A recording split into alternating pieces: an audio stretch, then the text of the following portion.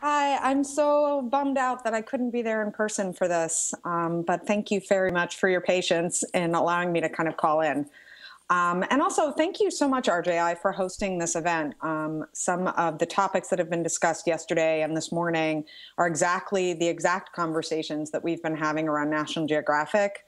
And so it was really kind of cool to be able to have a chance to glean understanding from other people's experiences and as well as their experiments. Also, thank you. Shout out to Victor Hernandez for putting together Storefies. Like as I mentioned, I was really bummed out that I couldn't be there in person for this, and the Storefies have been really helpful. One of the things that I wanted to kind of do is I'm going to kind of lay out the project and where we are with it right now. And then what I'd like to do is kind of after I get through laying out where we are and kind of what we definitely know that we're going to be doing over the next year to 2 years. Also, just kind of reach out and open it up to you guys if you might have some, interesting ideas or things that you think that we should try. It's definitely, we have not gotten to a point where we've fully baked exactly what we're going to do. We know exactly what we're going to do in terms of delivering over the next year, but like engagement ideas are things that there's so many different ways that you can go at that. So I'd love to open it up to the floor when I'm kind of done. So let me kind of share my screen really fast, and hopefully this does not break. And I'm going to walk you through a little bit where we're at. Okay. So you guys seeing my browser pages? We are. Indeed. Awesome. That's fantastic. Okay. So, the current work on the Out of Eden project kind of kicked off about 2 weeks before I joined National Geographic. I've recently, as Jim mentioned, I was with the Northwestern University Night Lab up to about 2 months ago, and I've just joined National Geographic as the creative director. And about 2 weeks before I started at National Geographic, they announced a grant, a wonderfully amazing, generous grant from the Knight Foundation to continue to grow and deepen the relationship between the Paul Salopek's Out of Eden Walk project with National Geographic. And so for those in the room that are kind of unfamiliar with the project, in short, it's a 7-year walk. And Paul likes to say that what he's doing is applying like the quest story genre to journalistic storytelling. You've also probably heard him talk about this concept of slow journalism. And basically this is his storytelling style is an effort to more accurately portray the nuance and complicated stories, and as he reports, the stories from the communities during his walk around the world. And so the Out of Eden Walk began in 2013 from a grant from the Knight Foundation, and it began in Ethiopia. And essentially, he is retracing the path of early human migration. And once he gets through the whole thing over 7 years, he'll have done 20,000 miles on foot. So Knight invested $950,000 to help National Geographic share the Out of Eden Walk stories through some new digital storytelling techniques and engagement techniques. As of right now, where we are in the 7-year time span, we're in the first part of year 3, and the project has published, about 100 dispatches, milestones, and Paul has contributed for a whole bunch of dispatches and for National Geographic magazine feature articles. And so this is right now, we have 2 websites for Out of Eden Walk. We've got outofeldenwalk.com.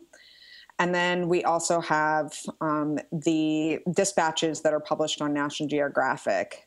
Currently, this is kind of our current state. And then also Out of Eden Walk has a pretty significant social media following on Twitter, and a pretty engaged, active community on social media. So kind of social media the Twitter presence, about 14,000 followers, about 17,000 on Instagram. And then, there's pretty engaged community on the Facebook page. And so there's, it's grown, it's gotten to, over the last 2 years, some really interesting places. Some of the other things that are really interesting about where they have from an engagement perspective, you can now read some of the dispatches in your language. Essentially, you can go and see some of the community members have translated some of the dispatches into other languages. And so this is like kind of a pretty amazing reflection of how passionate people are and how much this types of stories that Paul's been telling are resonating with people worldwide. And being somebody who my professional career has largely been very much focused on US things, this is just a whole new world for me and really creative thinking when we can think about like this engaged enough community that they're taking time to translate a dispatch, which essentially looks like this. So here is one in Dutch. And people have taken the time to do some of these here. So this is kind of what we're looking at here. So anyway, so we have also a really engaged community around Out of Eden Walk in education efforts, in particular to significant partners. One is, and both are developing curriculums and activities for people to be doing to grow the kind of understanding of the work that Paul's been doing. In particular, the Pulitzer Center's got these great curriculums that for different like age groups and age cohorts, kind of teaching them how to do this kind of storytelling and why the storytelling matters. Then, so we're basically at this point where like, we also have these incredible map storytelling kind of efforts that's been worked on through the Out of Eden Walk team over the last couple of years. One of my personal favorite of the thematic maps is the Police Stops Walk. And hold on 1 second, let me move this. There we go. Which is telling you, gives you lots of information. And I feel like this is a really interesting, different kind of way of going through understanding what it's like for Paul to be doing this walk. So, and then they've been playing with some of the, this area, like pulling out some tweets and some of the engagement, community kind of engagement efforts. Paul's really active with people following the storytelling and on the current outoфedenwalk.com site, they've been doing a really good job of like pulling out and surfacing some of the like magical moments that are happening there. So through this generous Knight Foundation grant that we have are just getting going on at this point, we will be working on basically the following kind of ideas over the next year. We're going to be taking these two different websites where we've got this right now is currently sitting on a WordPress instance, and then the Out of Eden Walks site, which has the bulk of the content, is beautiful, and it is definitely small screen friendly in wonderful ways. I'm just going to show this a little bit just to kind of give you an idea of one of the things that we're talking about doing for moving forward. They've also done they've done a really beautiful job of just kind of getting us this far. So basically what we're going to do is we're going to consolidate in the two websites into one destination website. And then we're going to be, hold on, I'm going to bring myself back for a second.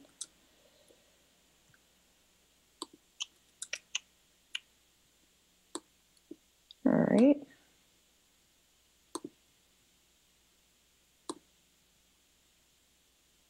All right, so can you see me now?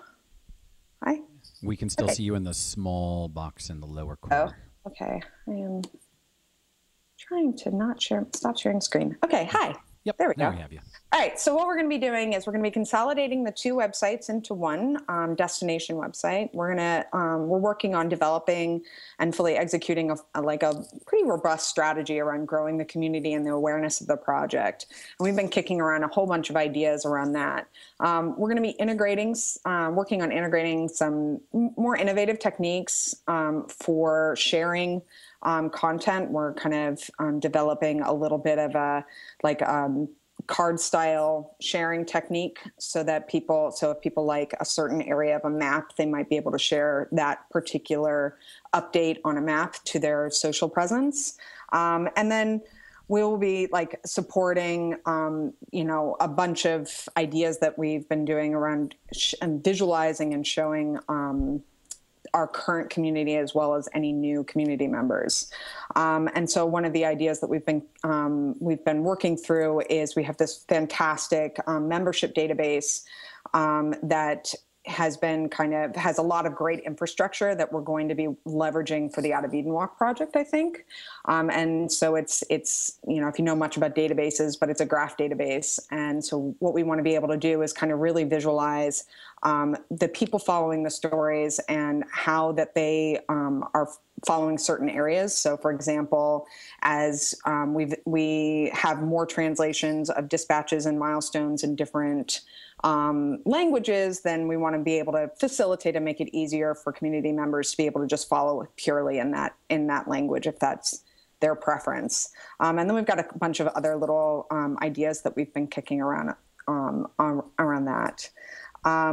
We've been also thinking through how a couple of different methodologies for allowing and really growing the crowdsourcing of translations. And so as community members really feel so passionate about one of the dispatches, how can we make it a little bit easier for them to translate one of the dispatches, and then we feel very confident in the translation being an accurate reflection of the original writing from Paul. And so we've been kind of working through that process and what that would look like. And so we're also going to be introducing some new features for community members to contribute content, in particular, visualizing their contributions in which they might be posting things to their own social media accounts, and then, having new different and new ways of kind of visualizing that in the overall Out of Eden Walk website. And we're just going to continue to grow, all of the different outreach and communication efforts around all of these new features so that we can really help the site be a community center for people interested in this project. So that's kind of where we are right now. It's really early. We're going to be kicking off prototyping starting next week. And so we're pretty excited about that. And we're definitely still, working through the exact formation of some of our engagement ideas. So this particular summit has been really helpful for me to kind of bring back some ideas. So that's kind of where we are with the project. I wanted to allow 5 or 10 minutes if people have questions or if they have ideas of things that we should explore. Okay, we're gonna pass around the microphone here. Will you identify?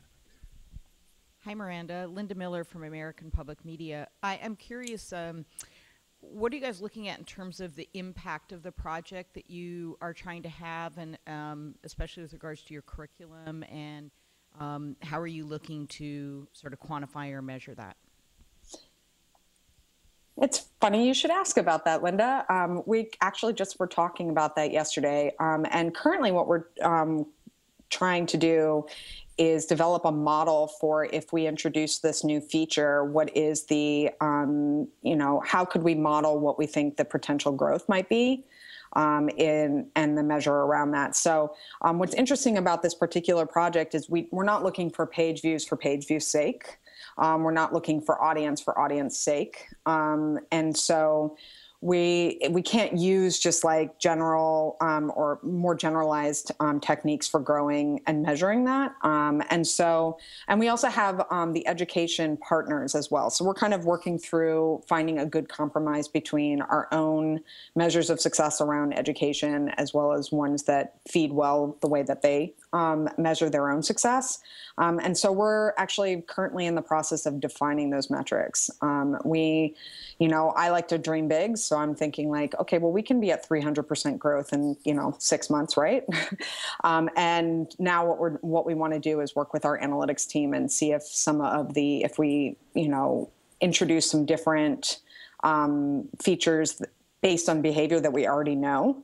If my saying in 6 to 8 months we have a 300% growth, that actually hits that, and whether or not we are defining growth based on page views or based on whether or not I like this concept of a loyalty metric, and being able to know that the same person is not only coming back once a month but coming back multiple times, and having multiple touch points with us, and finding a way to kind of be able to log those multiple touch points. So the integration of the framework that we have around our identity database that's already been that we have here at National Geographic will be really helpful for us to be able to track a lot of that behavior.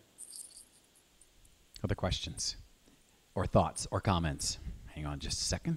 Suggestions, welcome, please. Yes.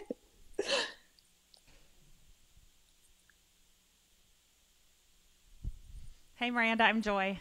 Hi, Joy. Hi. So I'm super interested in what people could offer back with this experience. And I wonder if there's a real data opportunity to map where people are and what their reactions are, and how what they see in your content reflects what they saw when they visited there or what they see when they live there. And I wonder if that could happen in map form, a layer on the maps where you share your own, even if it's just here's where I live now and here's where I've been, but then the opportunity at any point to share a more personal experience, and then how you could filter that on and off as another user, and then the sharing options from within there. I wonder if you've talked about what specific invitations you might give people for how they could interact with it. Yeah, so one of the things that we were a little in love with is that kind of small tools that have been integrated on Medium, for example, where you can highlight a phrase of text and then directly tweet that highlight. And so we kind of liked that idea, but just in applying it to a map, allowing making it very easy for somebody to make a screen grab and directly comment on this bit and share it to their own social presence. And so we've been kicking around how, if we wanted to do that, how would we actually go about doing that? So we've been having a little fun talking about some of that, but it's funny that you bring that up. We wanted to, because National Geographic really has robust mapping in ways that other people don't necessarily have those same kind of resources. And Patrick with the Out of Eden Walk has done these incredible maps for outofelenwalk.com. So we've had pretty amazing, incredible conversations about how to help people really if a particular thematic map is resonating with them, how can they highlight that, apply that same concept of a phrase highlight and share to the map. Here's a captured screen grab of something with a comment around it. So, but yeah, no, I love that. What is your mobile optimization strategy on this project, and how, because it's so rich and so layered on the laptop experience, does that present a set of problems or an opportunity in your mind, or have you fully thought that through? So that's the first thing we're beginning to prototype next week. So we have a couple of utilities around the site. We've got these milestones where in every single milestone, I'm going to go back to sharing my screen and show you the milestones, which are pretty cool, and it'll make a little bit more sense to show you rather than try to mime it. All right, so on the milestones, actually, here's one of the most recent ones. And you're seeing my screen right now, right? We are. Okay, great. So on the milestone, he takes a panorama in every single one. It gives you an idea of which number in the milestone is he at, what day in the walk is he at, how many miles has he gone, a rough coordinate, like the elevation. One of the things that we're talking about doing is in these kind of locator maps at the milestones, offer a lot more visual context onto exactly where that is. So even though this gives me the coordinates, me being like an idiot who's not a cartographer, this is kind of meaningless to me. So we've been talking about how we can kind of make this have a little bit more information to it so that our design imperatives for the integrations of the new sites are to always provide the user with a sense of time, always provide the user with a sense of place, always provide the user with clarity around time, place, voice, and community. So there is all of these things have been explained, but we're concerned that there isn't a ton of clarity around where am I in the 7-year walk? What is the backstory? How do I more easily get into the backstory of if we're on year 3? And so around the milestones, because these are great utilities, he always does an interview. He always takes a picture of his feet. He always takes a picture of the sky. You get a little video at a glance of what it looks like. And so let you see a little bit of the video. So you can see what it actually looks like at this milestone. And let's see, he's got a soundscape on every single one. So these are like every single one of this bit of content is done in the same way. So from a small screen perspective, we want to make this utility a little bit easier to kind of navigate, because right now it just kind of all stacks on top of each other. And it's in this kind of tabbing kind of design. So we're taking some cues from using the card style design motif to kind of let users kind of swipe from screen to screen in these kinds of utilities. And we're starting there. The other thing that we're doing is, as you heard me mention, there's a little bit of lack of clarity around. Let me stop sharing my screen. There's a little bit of a lack of clarity around the backstory. So like the design challenge around this would be, how might we help users who are coming in year 3 understand that there's 2 years worth of stories before that. So in other words, how might we better help onboard a new audience member or new community member and help them understand the backstory. So we've been having a lot of fun coming up with some new interface techniques around that really kind of capitalizes on known patterns that we see in social timelines. And so, we'll probably have a good prototype of that within the next couple of months, but that's kind of where we are right now. And that's the very first thing we'll be prototyping. Jim, did I even answer your question? You did. Okay, great. Especially right there at the end. That was really good. Thank you. Who else has thoughts or insights? Hang on just a second, Miranda. I'm gonna move Randy Picked along here, following him. Here we go. Hi, I'm Koichi. I'm a graduate student here at the journalism school. I was wondering, I was just looking at the Facebook and the Instagram of this Out of Eden walk, and it looked like the pictures are kind of the same. And I wanted to know, do you have kind of a strategy of what you put on Facebook? What do you put on Instagram? How do you what do you use for Twitter? What's kind of your strategy for the different social media platforms?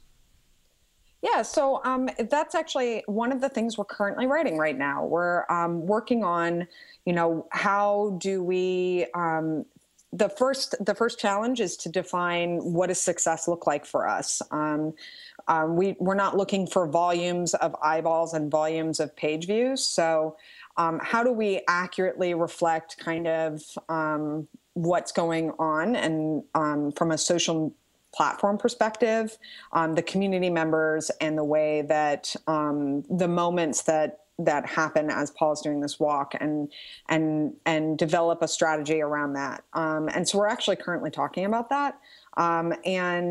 We've been doing a little bit of, we've reached out a little bit to some friends that have done a lot of thinking about engagement techniques around civic media.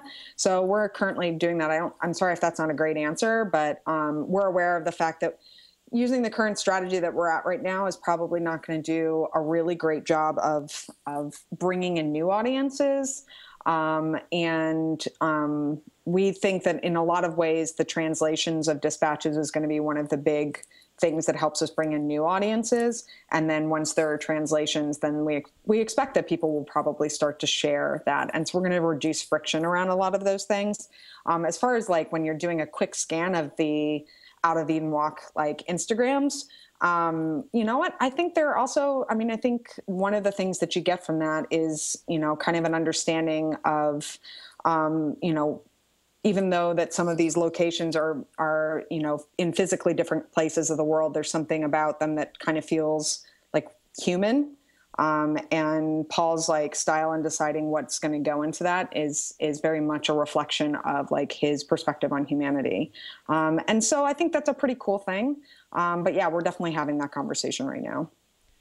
Miranda Mulligan, thank you so much for your time. Really appreciate it. I should tell the people who are watching, we started having this conversation a week and a half ago. Is that right? Yeah, not even a week and a half ago. So I know that you were scrambling a little bit, and we really, really appreciate everything you did to pull together what is a great presentation, a great project. Really excited to see where it goes. Cool. I'm really hoping that we get a chance to show some really interesting things a year from now. So thanks a lot. Okay. Thanks for having me. Mm-hmm.